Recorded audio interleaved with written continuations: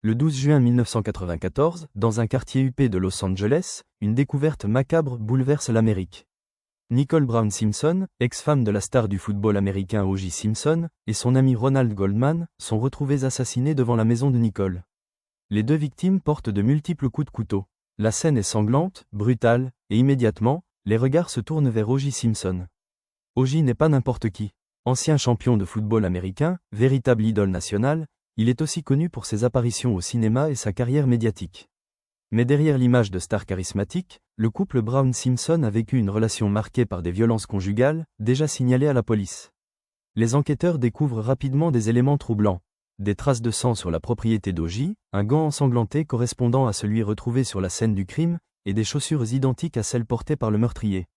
Pour la police, les preuves semblent accablantes. Mais le 17 juin 1994, alors qu'il devait se rendre aux autorités, O.J. prend la fuite. À bord d'un célèbre 4x4 Ford Bronco blanc, avec un ami au volant, il traverse Los Angeles. Des dizaines de voitures de police le suivent. La poursuite est retransmise en direct à la télévision, suivie par près de 95 millions d'Américains. Une véritable scène de cinéma, mais bien réelle. S'ouvre alors ce que les médias appelleront le procès du siècle. Pendant des mois, toute l'Amérique est suspendue aux audiences. L'accusation présente ses preuves, ADN, sang, cheveux, empreintes.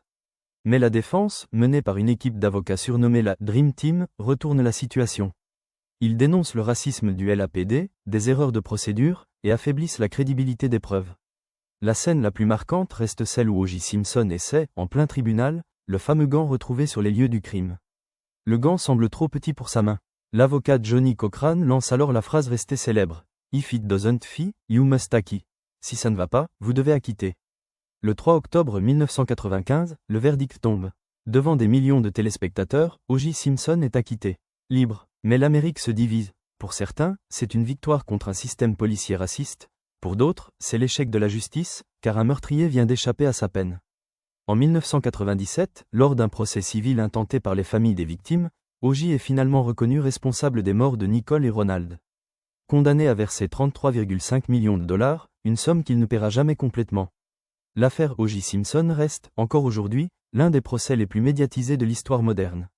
Un mélange de célébrité, de violence domestique, de questions raciales et de fascination publique. Un récit où vérité et spectacle se sont mêlés, laissant pour toujours un doute. O.J. Simpson était-il coupable, ou réellement innocent ?